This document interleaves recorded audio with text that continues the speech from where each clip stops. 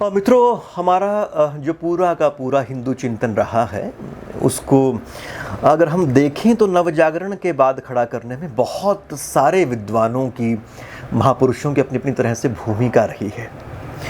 उन्हीं में एक नाम आता है करपात्री जी महाराज का।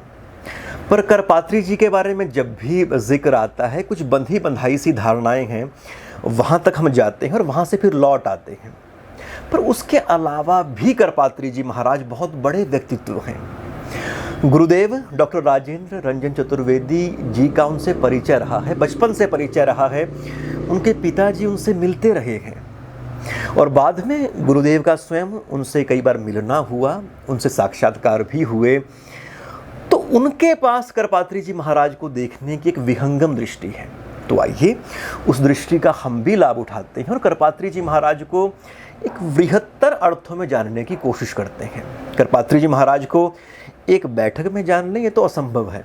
हाँ, पर इतना ज़रूर है कि आरंभिक आस्वादन इस बातचीत से आपको उनके बारे में मिल सकेगा, आप उनके बारे में आगे जान सकें, पढ़ सकें, उस परंपरा से जुड़ सकें।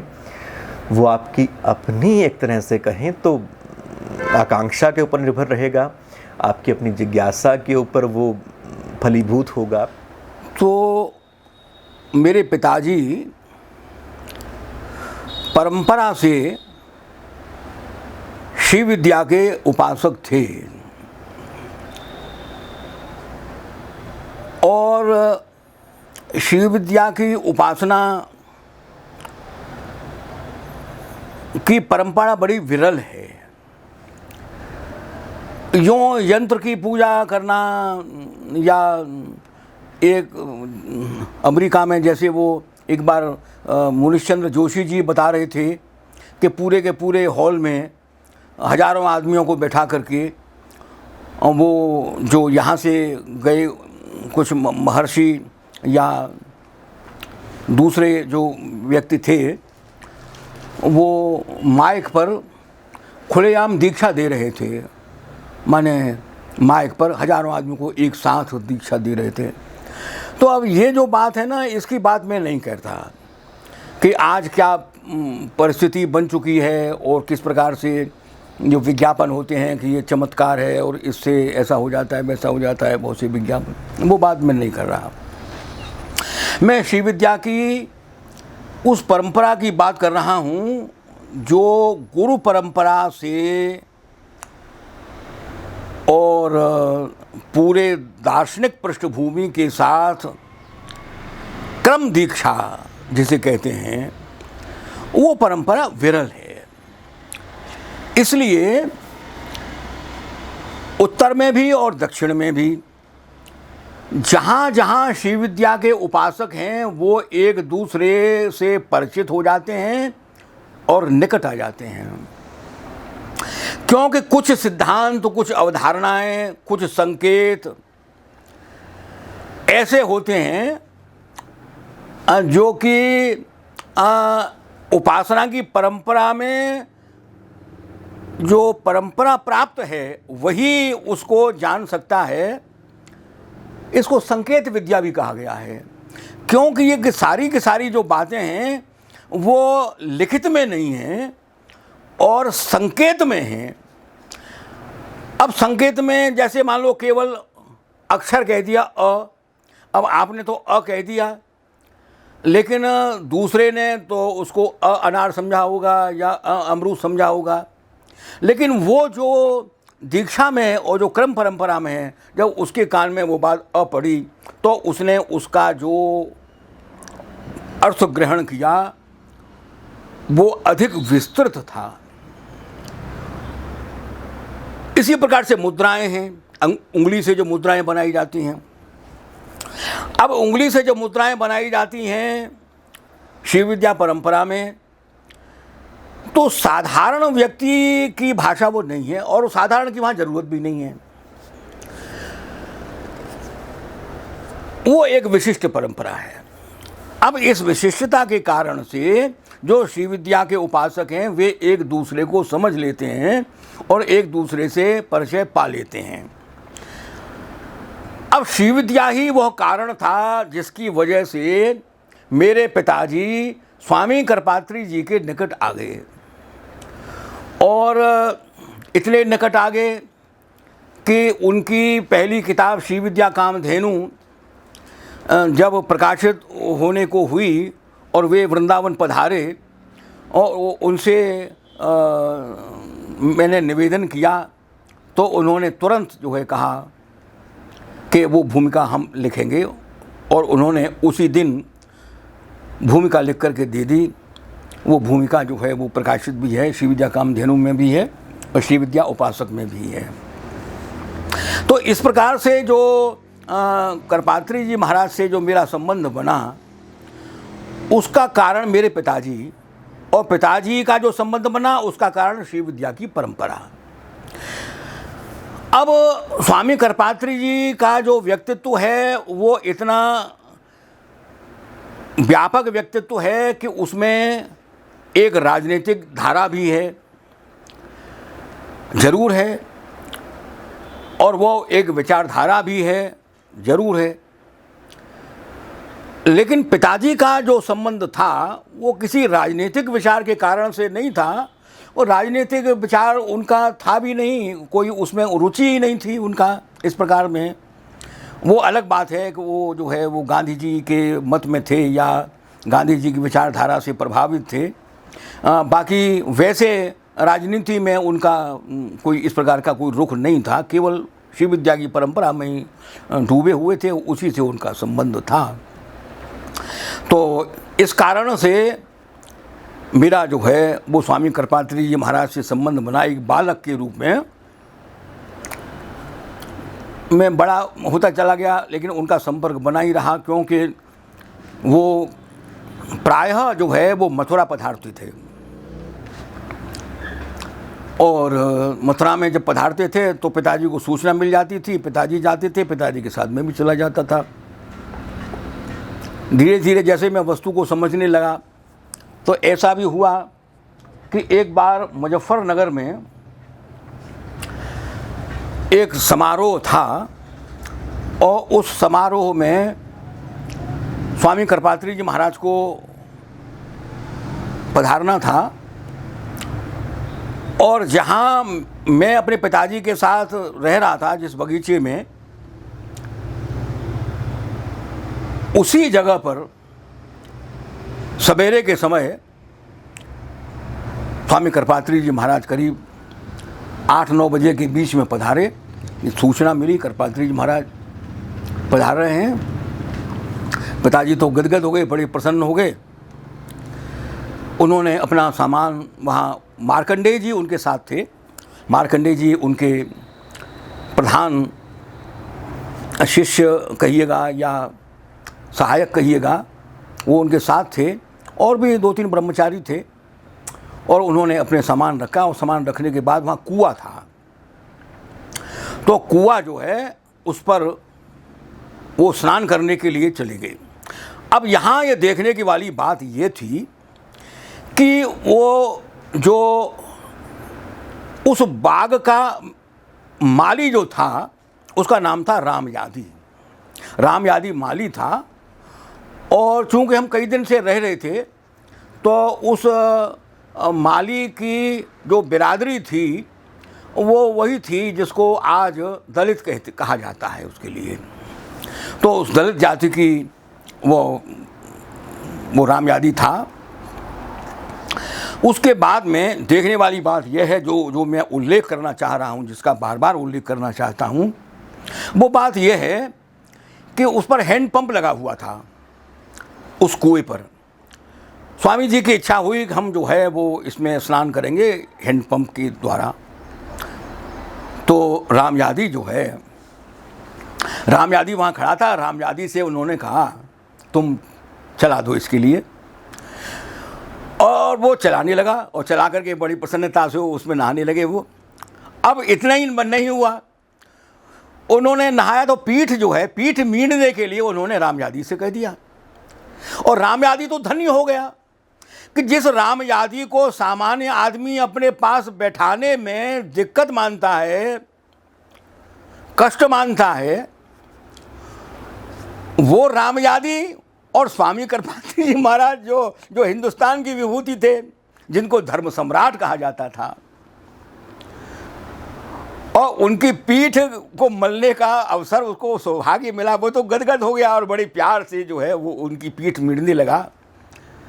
देखिए, ये किताब में पढ़ी हुई बात नहीं है, ये अखबार की पढ़ी हुई बात भी नहीं है, ये तो भाई प्रत्यक्ष मेरी देखी हुई बात है। इसमें किसी तर्क वितर्क की कोई गुंजाइश नहीं है।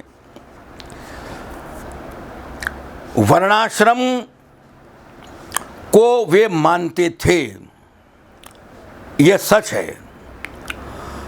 और जहाँ तक मेरा अपना चिंतन है, मैं मानता हूँ कि प्रत्येक व्यवस्था देशकाल के गर्भ से पैदा होती है, और जो उस जमाने में प्रगतिशील व्यवस्था होती है, जो अधिक लोगों को जोड़ सकती है, वही व्यवस्था उस समय प्रतिष्ठित होती है। देशकाल जब बदलता है तो व्यवस्था कालातीत हो जाती है, और वो केवल स्मृति में रह जाती है, वो केवल आग्रहों में रह जाती है, वो केवल रूढ़ियों में रह जाती है। तो मेरा जो मानना है वर्णाश्रम के संबंध में, कि देश काल में जो उस समय आवश्यक था, क्यों आवश्यक था? अधिक लोगों को जोड़ने के लिए, अधिक लोगों को एक साथ रखने के लिए, समाज का विकास करने के लिए, समाज का हित करने के लिए। अब उस व्यवस्था को हजारों साल हो गए, उसमें विकृतियां आ गईं, उसमें नई व्यवस्थाएं पैदा हो गईं, नई विषमताएं पैदा हो गईं। देशकाल बदल गया। देशकाल के बदल जाने से उस व्यवस्था का बदलना भी जरूरी था। समय बदल गया, व्यवस्था भी बदलेगी। मेरा सोच इसमें इस प्रकार का है। अच्छा, लेकिन स्वामी कृपात्री जी महाराज उसको मानते थे और उसका उन्होंने प्रतिपादन भी किया, इसमें कोई दो राय नहीं है, ये ठीक है। लेकिन जैसे ढोल गमार शूद्र पशु नारी लिखने से तुलसी का समस्त लेखन अछूत मान लिया जाता है, उसी प्रकार से यदि वर्ण व्यवस्था की एक काली रेखा को देख करके आप ये कहें कि स्वामी कृपात्री जी महाराज तो पंक्ति से बाहर हो गए, तो जिनके लिए हो गए उनके लिए हो गए, जो मानते हैं वो मानते रहें। लेकिन मैं मानता हूं कि स्वामी कृपात्री जी महाराज भारतीय आर्ष परंपरा के, भारतीय ज्ञान परंपरा के अग्रदूत थे, क्योंकि वे ज्ञान में रमे हुए थे, अहर्निश चिंतन करते रहते थे और शास्त्र उनको उपस्थित थे। आप वेद की उपनिषद की बात करें या आप भागवत की बात करें, दूसरे पुराणों की बात करें, आप गीता की बात करें, आप ब्रह्मसूत्र की बात करें, आप किसी भी बात, क्योंकि उनके पास ज्ञान की साधना के अतिरिक्त और कोई काम था ही नहीं। वो ग्रंथ का स्वाध्याय करना और ग्रंथ स्वयं लिखना। उन्होंने कितने ग्रंथ लिखे, रामायण को लिख करके उन्होंने रामायण मीमांसा लिखा, उन्होंने वेदार्थ पारिजात उन्होंने लिखा। जो सामने जो चिंतन आ जाता था उसकी वे समीक्षा करते थे। और तो जब मार्क्सवाद उनके सामने आया और वो जेल में गए हुए थे, तो उन्होंने कहा मार्क्सवाद की जो सारी सामग्री है वो हमको उपलब्ध करा दीजिएगा। तो सारी सामग्री जो है वो जेल में उपलब्ध करा दी गई। मार्क्सवाद के भीतर पैठ करके 500, 600, 700, 800 पेज का ग्रंथ लिखा, राम राज्य और मार्क्सवाद, विकासवाद, भौतिकवाद, द्वंद्वात्मकता, इन सारी एक एक बिंदु, कोई बिंदु उन्होंने छोड़ा नहीं। हालांकि राहुल सांकृत्यायन ने उसका जवाब लिखा था, जैसे उन्होंने लिखा था राम राज्य और मार्क्सवाद, तो उन्होंने जवाब लिखा मार्क्सवाद और राम राज्य। वो किताब जब उनके पास आई कृपात्री जी के पास, तो उन्होंने कहा राहुल की भ्रांति। उन्होंने दूसरी किताब लिखी, राहुल की भ्रांति।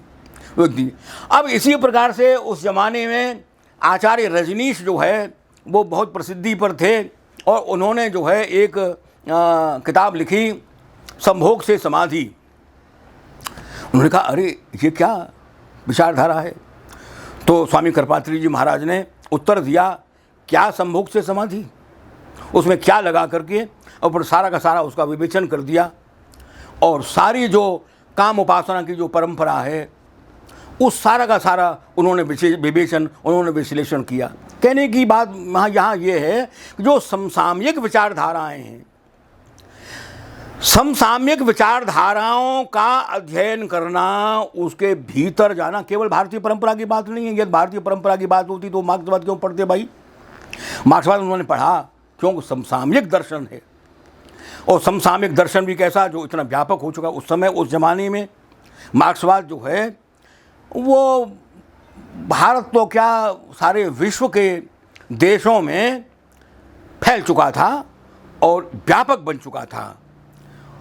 एक तरीके से वो जनता को उद्वेलित कर रहा था, राजनीति को उद्वेलित कर रहा था। इसलिए स्वामी कृपात्री जी महाराज ने जरूरी समझा और उसको पढ़ा। देखिए, ये उनका प्रगतिशील दृष्टिकोण था, ये उनका समसामयिक रहने की जो है, ये उनके मन की एक उत्सुकता थी एक। तो इस प्रकार से उनकी रूढ़िवादी की बात तो बहुत से लोग करते ही रहते हैं। नहीं, वो रूढ़िवाद, आप ये देखिएगा कि एक सन्यासी है, वो सन्यासी कोई सामान्य सन्यासी नहीं है, एक पहुंचा हुआ सन्यासी है। और कैसे कैसे पहुंचा हुआ है? दिल्ली में उन्होंने बहुत बड़ा यज्ञ किया, दिल्ली में एक बहुत बड़ा यज्ञ किया। तो बिरला जी आए, झोल किशोर जी, उन्होंने कहा स्वामी जी मुझे आप आज्ञा कर दीजिएगा, और मैं जो है वो इस सारे यज्ञ का जो व्यय है, उस व्यय को बड़े धन्य हो करके मैं इस को आज्ञा को स्वीकार करूंगा। तो उन्होंने कहा बिरला जी आप 1 रुपया दे दीजिएगा। और बिरला जी से उन्होंने 1 रुपया बिरला जी से उन्होंने 1 रुपया मांगा था केवल, तो आप 1 रुपया दे दीजिएगा। उन्होंने नहीं लिया बिरला जी की। उन्होंने कहा ना, सारा खर्चा तुम क्यों कर दोगे? जब सामान्य जन के कल्याण के लिए, सामान्य जन की विभूति के लिए, वैभव के लिए जब मैं वो बात कर रहा हूँ, तो सामान्य जन मेरा यजमान बनेगा।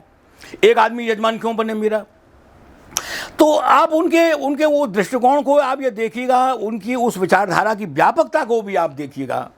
और एक जमाना तो वो था कि नेहरू जी के सामने विपक्ष में था कौन? जब जिस समय पार्लियामेंट शुरू हुई थी 52 में जो है, तो उस समय जो है वो विपक्ष कौन था? रामराज परिषद, अर्थात स्वामी कृपात्री जी, वही तो विपक्ष थे, और तो कोई विपक्ष था ही नहीं। आज जो विपक्ष के नाम हैं उनमें से तो कोई भी नहीं था उस श्रेणी का, उस कैटेगरी का, जिसके इतने सारी, और वही विरोध भी करते थे उस चीज़ का। तो मतलब ये है कि सामाजिक विकास की बात, सामाजिक परिवर्तन की बात, कई बातें ऐसी हैं जहां उनसे विरोध रखा जा सकता है, विरोध रखना भी चाहिए। क्योंकि आधुनिकता हमसे जिन चीज़ों की अपेक्षा रखती है, जिन विचारों की अपेक्षा रखती है, वो तो युग की मांग है, वो समय की मांग है, हम उसकी अवहेलना नहीं कर सकते। अच्छा, लेकिन जो परंपरा है, परंपरा से हम हट नहीं सकते, क्योंकि वो जो हमको आज जो भी कुछ मिला है, जो भी कुछ है, वो हमको कहाँ से मिला? क्या वो हमारा अपना पराक्रम है? सचमुच में बताइएगा। ज्ञान की, विज्ञान की, भाषा की, संस्कृति की, विचारधाराओं की, अरे परंपरा तो हमको वही है ना जो हजारों साल से मिल रही है। हम उस विरासत का, हम उस परंपरा से जो हमको निधि मिली है, हम उसकी अवहेलना नहीं कर सकते, और कोई भी नहीं कर सकता। जो बिना बात जो है वो बहस करते रहते हैं, अब उनको तो बेचारे को कौन समझाए। रूढ़िवाद और परंपरा ये दोनों अलग अलग चीज़ें हैं। रूढ़िवाद रुका हुआ जल है और परंपरा बहता हुआ जल है। परात परम, परंपरा शब्द में ही गति है, आगे और आगे और आगे और आगे, परात परम और आगे चलो। तो परंपरा शब्द है, अब जैसे वंश परंपरा है, ये आगे चलती है। अब वंश परंपरा कोई रूढ़ी थोड़ी होगी, वहाँ रुक थोड़ी गई, नहीं, बेटे के बेटा हुआ, बेटे के फिर आग बेटा हुआ, फिर बेटे के बेटा हुआ, तो बढ़ता है ना। उसे हम वंश परंपरा कहते हैं। तो जो परंपरा माने जो बढ़ता है और जिसमें शुद्धि हो करके, जिसमें कुछ न कुछ आगे वाला, वो ट्रेडिशन नहीं है।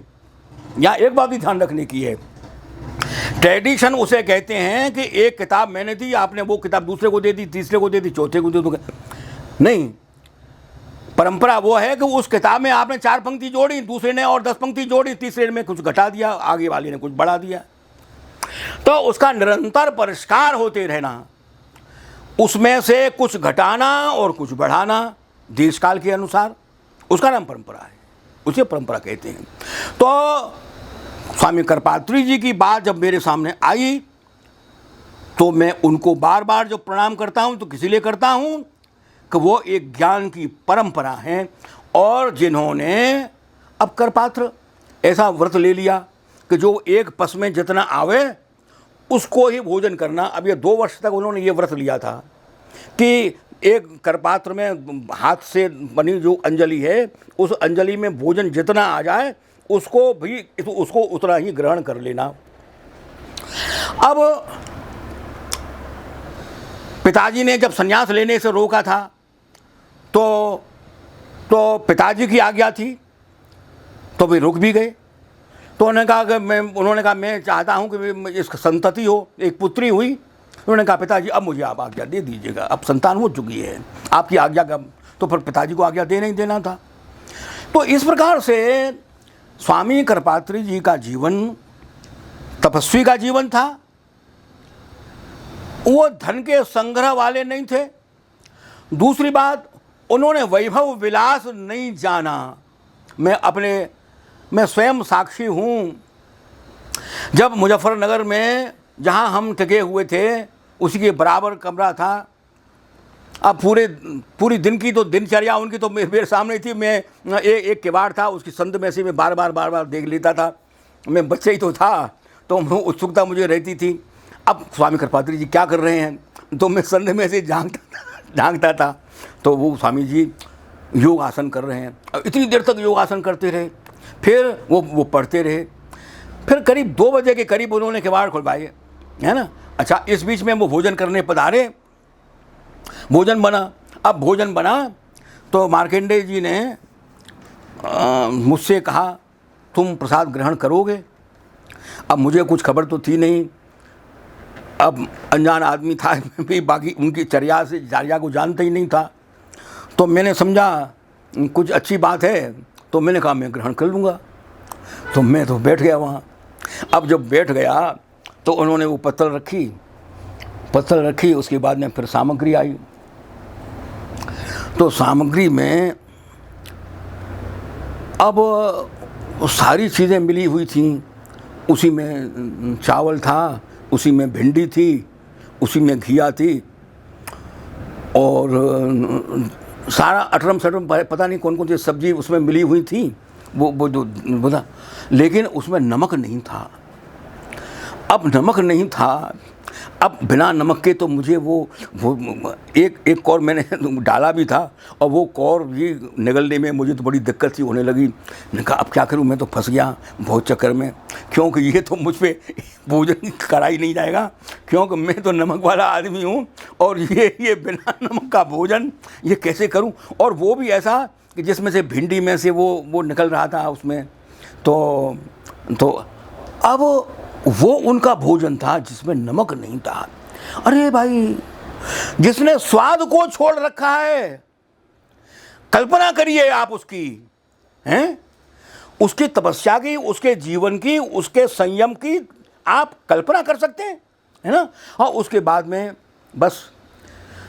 में जब उनकी गाड़ी शाम को चली, मैंने पूछा, मेरे मन में उत्सुकता थी कि इस समय रात में ये क्यों चल रहे हैं, रात में सो जाएं यहीं तो अच्छा है, शाम को चले जाएं, और रात में ही रहेंगे तो हम कुछ चर्चा भी करेंगे, कुछ बातचीत भी करेंगे। मेरे मन में ये जो है वो उत्सुकता थी। तो उन्होंने बताया, मार्कंडेय जी ने, कि स्वामी जी किसी नदी के किनारे, किसी आश्रम के किनारे, किसी देवालय के किनारे ही रात्रि विश्राम करते हैं। वे नगर में इस प्रकार से विश्राम नहीं करते। जो तीर्थ होता है वहाँ तो वो विश्राम करते हैं रात में भी, और कई दिनों तक रह सकते हैं, और वहाँ तो चतुर्मास्या भी कर सकते हैं तीर्थ वगैरह में। लेकिन जो तीर्थ नहीं है उस नगर में वो नहीं रहते हैं। अब यहाँ से भले ही आपको 10-20 मील चल करके 10-20 किलोमीटर चलने के बाद कोई नहर मिल जाएगी, तो नहर के किनारे गंगा नहर है, गंगा नहर के वो रात में विश्राम वहाँ कर लेंगे, रात में वो सो लेंगे। अब सवेरे के समय जो है वो जहाँ भी उनका वो समय हो जाता था वहीं जो है वो विराजमान हो जाते थे, और वहाँ शिव विद्या का अर्चन करते थे, शिव यंत्र का अर्चन करते थे, और वहाँ सवेरा हो गया। तो वहाँ राजराजेश्वरी की पूजा में तो वो चांदी के बर्तन थे, प्रायः सड़क के किनारे पूजा कर रहे हैं लोगों ने, वो देख लिया किसी चोर चकार ने, प्रायः जो है उनका वो हो जाता था। और इस प्रकार की थी कि बनारस में से वो किसी सड़क मार्ग से वो जा रहे थे, तो वो एक अच्छा वो खड़ाम पहनते थे, जूता नहीं पहनते थे। तो एक दूसरे एक संत ही थे, अब इस समय मुझे नाम याद उनका नहीं आ रहा है, उनकी गाड़ी खराब हो गई थी, लेकिन वो भी वहीं रहे थे जहाँ कृपात्री जी को जाना था। तो कृपात्री जी की गाड़ी रुकी, तो वो जो संत थे, वो जूता जो पहनने वाले थे, वो तो उन्होंने कहा कि आप संत आप पधारिएगा। तो उन्होंने कहा स्वामी जी मैं तो जूता पहनते हूँ, तो मैं आपकी गाड़ी में कैसे बैठूँगा। तो उन्होंने संतों के जूते तो हमारे सर पर हैं। अब इतनी बड़ी बात जो है वो स्वामी कृपात्री जी महाराज ने उनसे कह दी, तो वो तो बड़े प्रसन्न होकर के उनकी गाड़ी में बैठ गए। तो इस प्रकार से जो उनका जीवन या जो उनका जो स्वभाव या ये जो बात है, ये कोई साधारण बातें नहीं हैं। इसलिए आप ये कहें कि मतलब रूढ़िवादी थे, अरे आपने एक दो शब्द कह दिया, बाकी तो चीज़ें आपने देखी नहीं। तो इसलिए इस प्रकार की जो वो बात करते हैं प्रायः जो है ये असल में छिन्न विच्छिन्न कर देने वाली ये जो एक विचारधाराएं चल रही है, इनसे जनता का कल्याण क्यों कुछ नहीं कर सकेंगे आप। विच्छिन्न करके विभेद पैदा करके लोकतंत्र की कोई सेवा आप करेंगे, इसकी कोई संभावना सपने में भी नहीं है।